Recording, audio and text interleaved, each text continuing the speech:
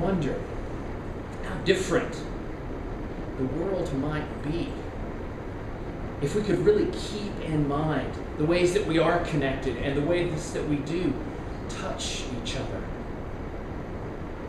I think about this crisis in the Gulf that continues to sort of rage on. I can almost can't turn on CNN, which for me is a huge thing, because I know in the bottom right-hand corner they're going to have that little graphic that says day 100 of the crisis in the Gulf or whatever. And you wonder if there had been more thinking about how connected we are and what was happening there in terms of safety and in terms of best practices. Maybe, just maybe, the concerns of safety might have overridden concerns for just one more barrel of oil out of the ground to power the cars that we want to drive, that pollute the air that we all breathe. But we rarely see all of those connections because we really function like hammers, okay? You know, when you're a hammer, everything looks like a nail. So you just kind of lash out. You have one way of acting, one way of behaving. You see the nail in front of you and you just smack it because that's what you know how to do. I think Jesus is saying that the world isn't that simple.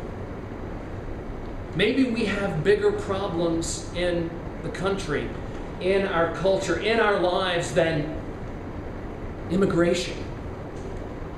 But if we think that immigration is the number one problem facing this country, then we can just get all riled up and get all concerned and stirred up and do frighteningly stupid things in trying to address these issues that are real. But when we just strike out like hammers without thinking, I'm not sure we make it any better. You know, if we see the world through the lens of a greedy corporate America where corporations only want to do bad and only abuse and the only answer is regulation, I'm not sure we're really addressing what's there. We're playing single strings on a fiddle, and it's too familiar a tune. And it doesn't really address the world that we live in. I think Jesus in this parable is unpacking greed and asking us to see it for what it is. And it's not just one thing, it's much more complex than that.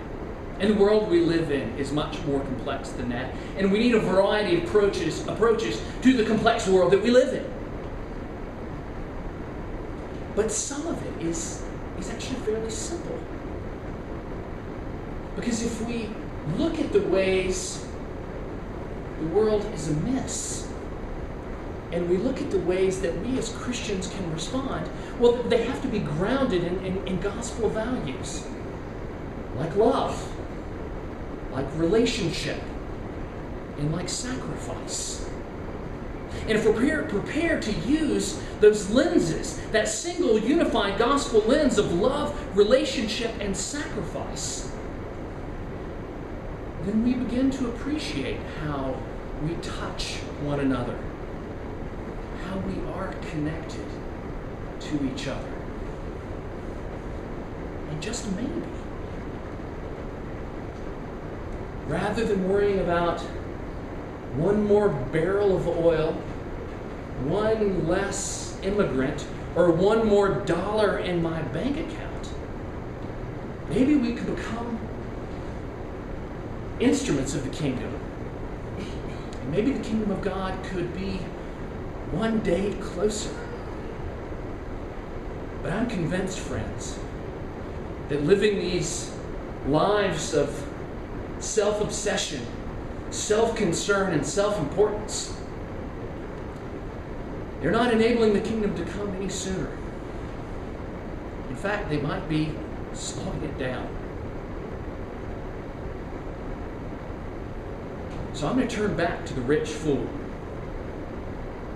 I'm going to say I like it. I say I like him because he's a person with a plan. And we are people too. And we need a plan. And it's a plan of love. It's a plan of relationship. And it's a plan of sacrifice. Because that is the gospel lens. I like the rich fool's direction, movement, action.